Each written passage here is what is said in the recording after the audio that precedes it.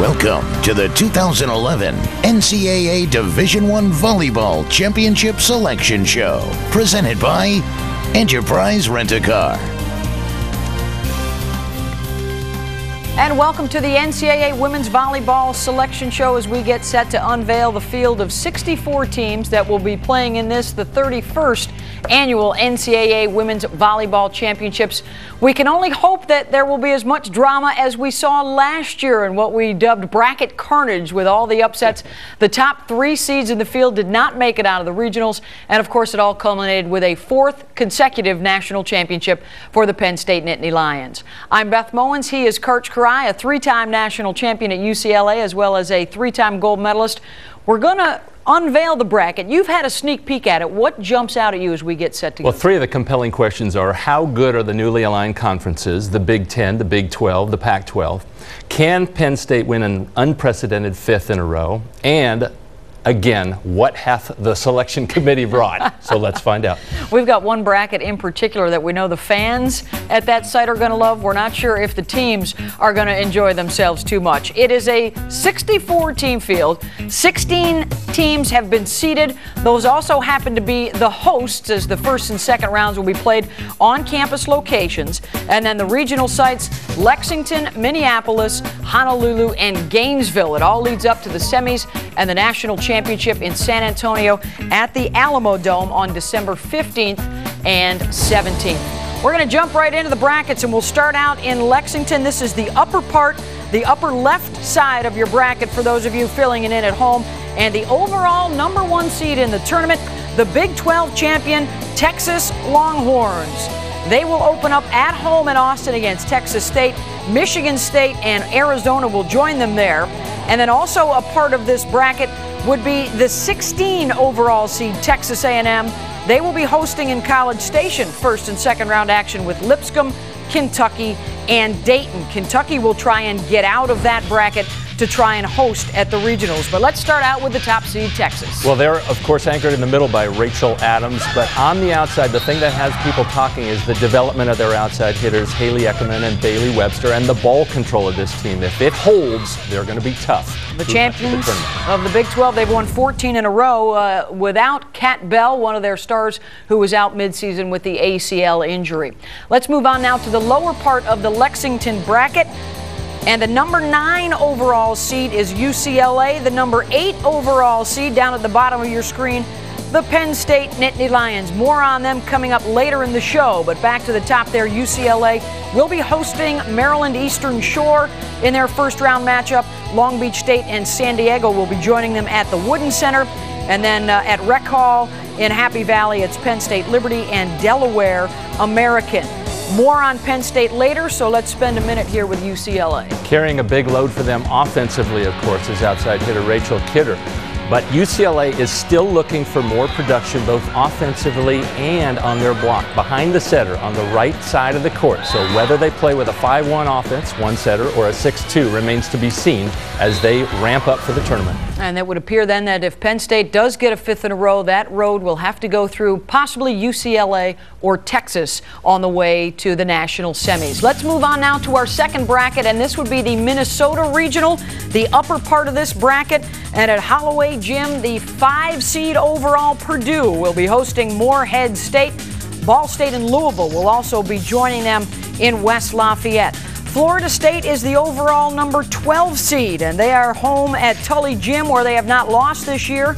They will face Albany, and also down in Tallahassee it will be Cincinnati and Samford in first round action. How about the Boilermakers having their best season since the mid-'80s, Karch? Finishing a strong second in a very strong Big Ten. Coach Shondell gives a lot of credit both to outside hitter Ariel Turner and the development of their setter Rachel Davis. So they've been a lot more solid, have a lot of good wins in that conference, well positioned for the tournament. They had the big upset last year in the tournament as they knocked out the number 1 overall seed Florida. They will look to get even further in this year's NCAA tournament. Purdue, the overall number 5. Let's stay in the Minneapolis bracket and move to the lower part of that bracket. For those of you filling in at home, this is the lower left side of your bracket sheet. And the number 13 seed is Minnesota. They will have a chance to host first and second round, and if they can advance, they will also host in the regional, but they'll have to get through North Dakota State and the winner of the other game going on in the first round, Western Michigan and the Washington Huskies, the national champions in 2005, the last time this tournament finished up in San Antonio. Iowa State is the overall number 4 seed. They'll take on Milwaukee. Northern Illinois and Miami also in Hilton Coliseum. Every one of these teams, contenders, needs a go-to hitter, and in Iowa State's case, of course, on the left side, it's Carly Jensen. Both she and Turner for Purdue carry a huge load, some almost 3 times as many swings as the next on the offense. So they've rested them a lot, trying to be fresh for this tournament. All right, there we have it. Half the field of 64 now on your brackets. We've got another 32 teams to go. We have been talking a lot about the Big Ten and the Pac-12. We will continue in that vein, and a closer look at where Illinois and Stanford might be headed. And welcome back to the NCAA Women's Volleyball Selection Show. Beth Mullins along with 3-time national champion Karch Kiraly. Always some surprises whenever we get a closer look at the field. There will certainly be more to come in what has been a very unpredictable regular season. 6 different teams have been ranked number 1 at different times during the season. One of those, for the first time in school history, Illinois, and they grabbed the overall number 3 seed, and they are in the upper right part of your bracket and the Gainesville region. They will open at home against Central Michigan. Marquette and Western Kentucky will also be there. Tennessee, the champions of the Southeastern Conference, grabbed the 14 seed. They will be at home taking on the Duke Blue Devils. Ohio State and Middle Tennessee will also be making the trek to Thompson Bowling Arena. The Fighting Illini and Kevin Hambley, his club starting out 20-0 and reaching all the way to the top. And one of the secrets was Coach Hambley switched their opposite, Michelle Barch, to the left side, and she's also passing a lot, turned into one of their best passers. So that improved ball control, situates them well. They also have Corleen Ward on the outside, and you have to have 2 good weapons out on the left to contend in this tournament. They've got a regular season win against Tennessee. Might see them again on the road to the women's national semis. Let's continue taking a look at the bracket in Gainesville, the lower part of the Gainesville region, and out in Maples Pavilion for first and second round action. The 6-time national champion Stanford Cardinal are the 11 seed. They will host Sacred Heart. Baylor and Michigan will join them out there, and Northern Iowa gets the 6th seed. The Panthers, a 5 seed last year, got bounced early in the tournament. They'll try and make amends this time as a 6 seed overall. They'll be at home against Niagara. Florida and Missouri are also there. The Gators need to get through the first and second round to try and get home to Gainesville for the regional. Well, let's check out the Stanford Cardinal, and Coach John Dunning looked to add it to that championship total. Of 6, yeah. They have 2 great weapons in Rachel Williams and Carly Wopat in the middle, but they're in trouble if either one of those gets slowed down. And of course, don't forget Northern Iowa. With that disappointment, they want to come back for revenge, and they've got a great offensive setter in Bree Payton to follow. All right, if we haven't had any controversy yet, we're about to end that run of good fortune, because there's going to be an awful lot of talk about what's going on in the Honolulu Regional. So let's get it started. The champions of the Pac-12 Conference, USC, number 1 in the coaches poll, but they get a 7 seed in the tournament. They will be home to Yale in the first round. Tulsa and Oklahoma will also be out in the Galen Center. The 10 seed overall is Hawaii. They will be hosting first and second round. They'll be also hosting the regional, and a possible showdown with USC in the region semis. And for USC, the champions of the Big 12 Conference with 3 national titles. They've won 20 of their last 21. They have been really solid this year. Not always expected, because they lost a key element from last year to academic ineligibility. But it starts with Alex Jupiter on the left side, and it doesn't end there. They have 5 weapons, and you can't focus on 2 or 3 even and shut them down. We will be hearing from head coach Mick Haley coming up later in the program for this USC club. They get the 7 seed, even though they're the champions of the Pac-12 Conference, widely regarded as to be one of the top 2 in the country this year. Let's take a look at the rest of the bracket. And these are the other teams that would love to make it out to Honolulu for the regional. Pepperdine is the 15 overall. They will take on Missouri State, North Carolina, and Cal, another program that at one point this year was ranked #1 in the nation. They do not get a national seed. They'll have to try and get through Carolina and Pepperdine to advance. And then at Nebraska in the NU Coliseum, first and second round, K-State, Wichita State, and Jackson State, Nebraska. They get the 2 seed, and that puts the top team in the Pac-12 and the top team in the Big 12 in the same region. And they both are 5-weapon offenses. You can't key on any one player in Nebraska either. You got Hannah Worth and Gina Mancuso on the left, and Morgan Brookhuis on the right. And that should be a battle if they get to the point where they're both facing each other. Hawaii has a great home court advantage. Those are the top 3 ranked teams in the coaches poll right now, all in the same part of the bracket. Nebraska lost last night. That may have affected whether or not they got the overall #1 or fell down to the #2. The reason why we're talking so much about the Big Ten and the Pac-12, well, here's the conference breakdown. The Big Ten with 8 teams, 5 national seeds.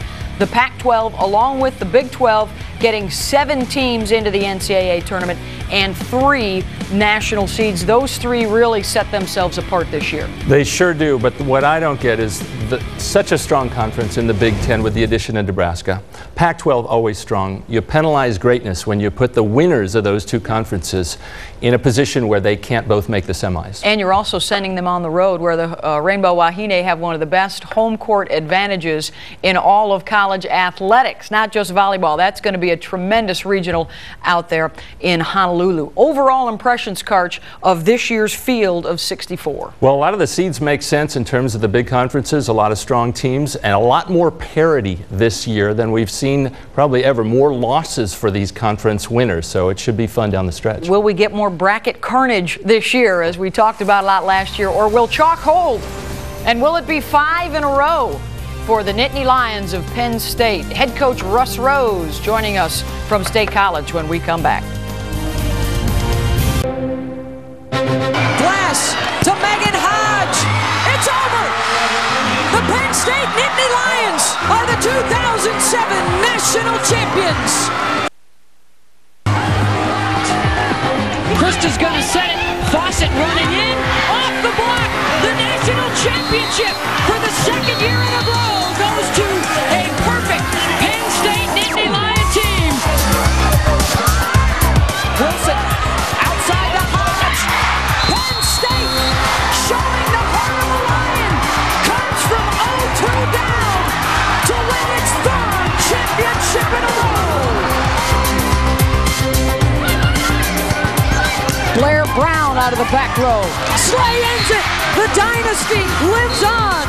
Penn State wins its 4th national championship in a row.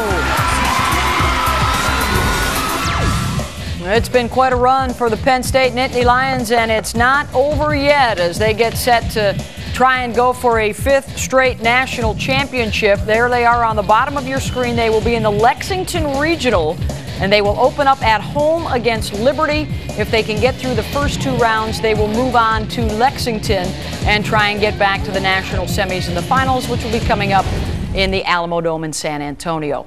Russ Rose is now joining us from the phone in State College. And Russ, as we've just documented, and as you probably hear a lot about this time of year, so much attention is put on what has happened in recent years and the success that you've had.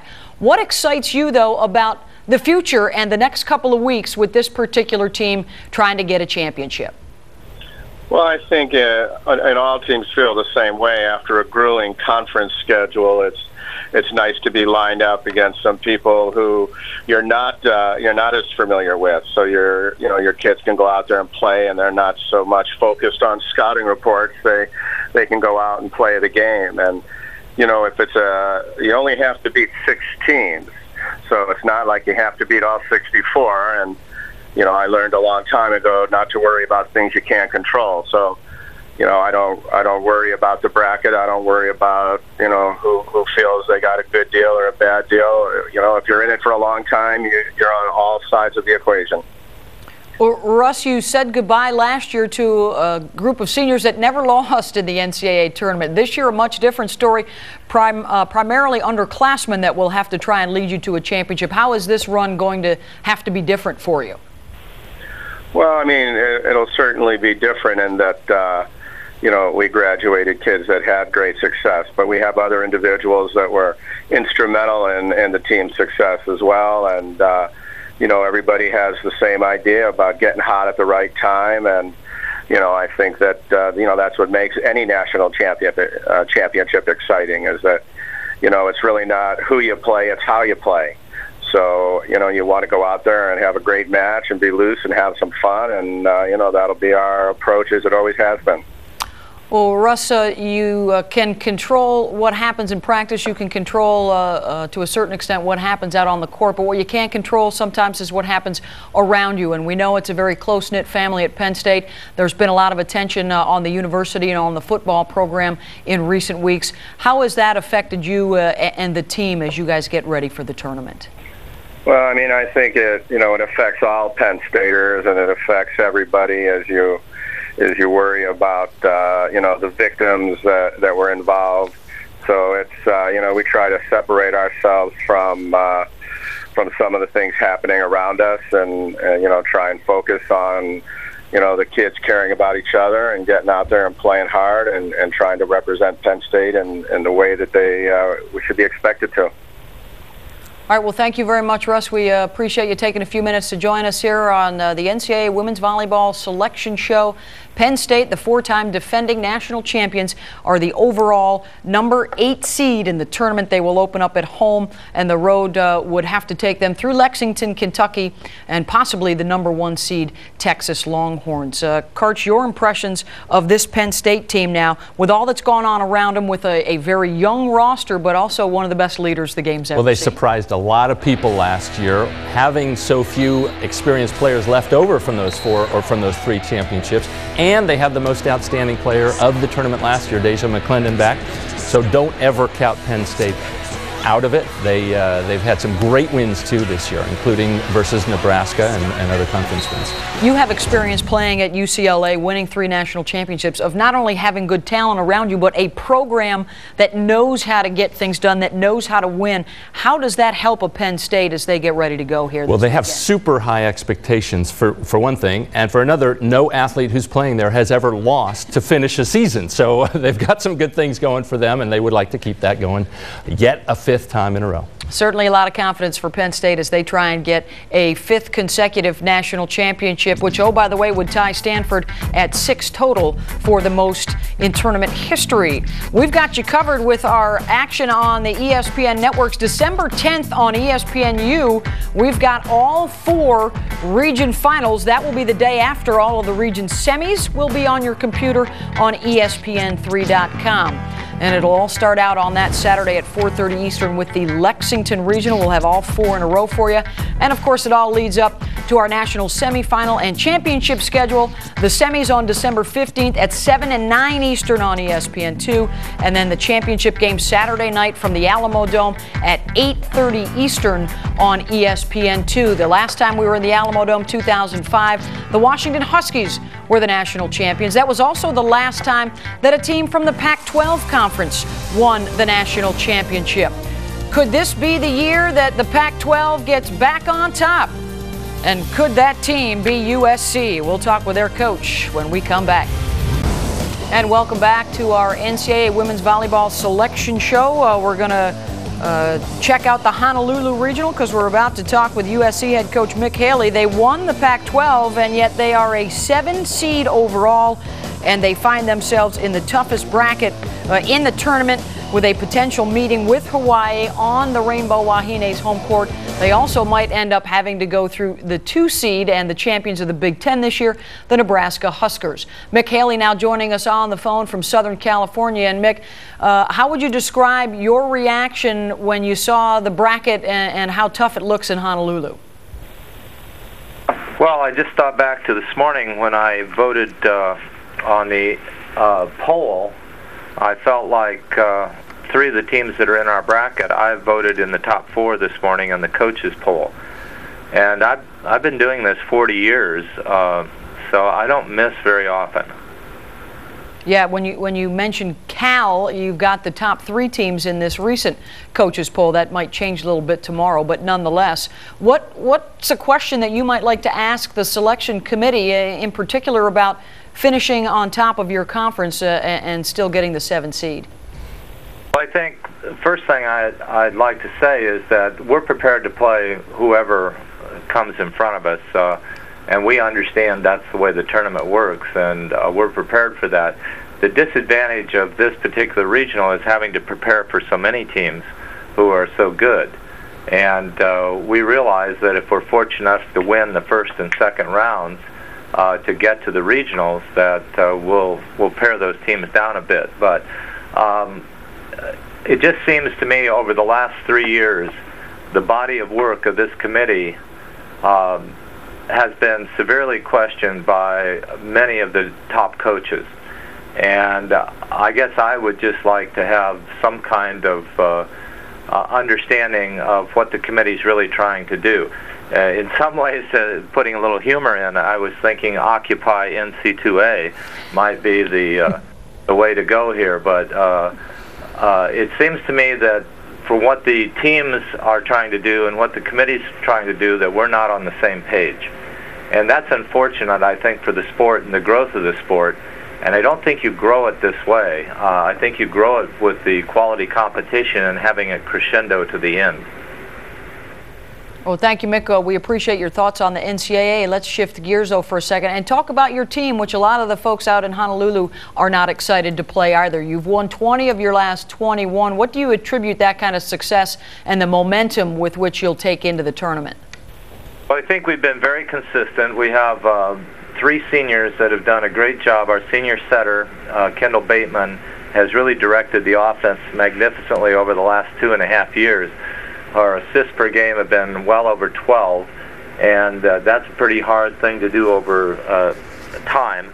Alex Jupiter certainly has proved herself to be one of the top players in the country, if not maybe the best player in the country this year, and has been very, very consistent, something that she's really picked up on. Plus, she, I think, has over 40 service aces to go with her dynamic attacking and her quality blocking. And then middle Lauren Williams, 6'5" frame, has been hard to stop. And so we can attack from a lot of different places. And I think Karch made mention to this when we started, that we have the ability to score. Katie Fuller on the right side has been terminating at a very high rate and was really good against UCLA Friday night in a great win over there at the Bruins place. Maybe we should have lost that. I'm not sure by the looks of things. But I really like my team, and I think Natalie Haglund, our libero, not only shores up our team in the leadership standpoint and the heart and soul, but she probably is right up there, if not the best libero in the country, one of the 2 or 3 best liberos. All right, well, thank you very much, Mick. We appreciate it. Mick Haley, the head coach for USC. They've got 6 national championships, 3 of those in the NCAA era, and they went back-to-back in 02 and 03, so they'll look to add another one. What do you really like, Coach, about the way USC's playing coming in? I like what Coach said. The experience at the setter position, it's like your point guard or your quarterback, and you have to make good decisions for 6 straight matches if you want to have a chance to win this title. USC has it. Nebraska has it with Lauren Cook, and so whoever comes out of that region, I think, has a real advantage as that leader handling the ball every single play. Yeah, that is loaded. We haven't even mentioned Hawaii yet. You got to give them some credit. 3 national championships for them. They're going to be playing at home, so that's 3 champs that will be all involved in what should be a tremendous weekend of college volleyball in the Honolulu Regional if those teams all happen to advance. All right, the NCAA Women's Volleyball Selection Show. We unveil the field of 64, and it's everybody's hope amongst those teams that they will be amongst the last 4 standing in San Antonio. Who do you like when you look at the bracket for moving on? Well, out of the one bracket, I think Penn State's a real dark horse, but I'm picking a slight favorite as Texas out of that one bracket. In the lower left half, of course, I'm thinking Purdue, having had such a great Big Ten season, a really big win against Nebraska a couple of weeks ago, beating them 3-0 on the home floor. Illinois has also been very solid in the Big Ten. And then whoever comes out of that Hawaii tournament, slight favorite to USC as the 4. They're going to have a long way to go, too. They'll have to come back to the mainland and then make the trip to San Antonio. Once again, our region finals on ESPNU December 10th, and then the semis and finals on the 15th and the 17th. Have a good night.